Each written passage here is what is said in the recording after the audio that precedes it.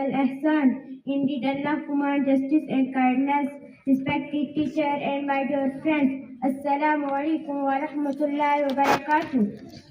The topic of my speech today is kindness. Dear audience, kindness is one of the greatest qualities a human being can have. It means showing love, mercy, and care to others. Islam teaches us to be kind not only to our parents, friends, and neighbors, but also to animals and even the environment. The Prophet Muhammad said, الراحمون يرحمهم الرحمن الراحم ما في الأرض يرحمكم ما في السماء. The merciful are shown by the most merciful. Be merciful to those on earth, and the one above and heavens will be merciful to you. The hadiths show that kindness brings the mercy of Allah. If we want Allah to be kind to us, we must be kind to His creation. The Prophet Muhammad also said, Inna Allah rafiqun yuhibbu rafakum min kulli amri.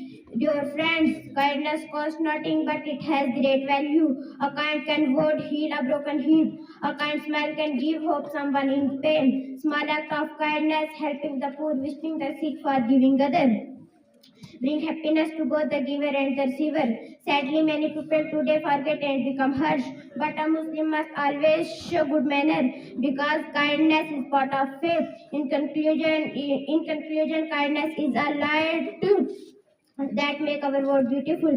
Let us practice kindness every day with our parents, teachers, neighbors, and even stronger. May Allah make us among those who are gentle, merciful, be kind to all. Amin wa akhir da'wana alhamdulillah.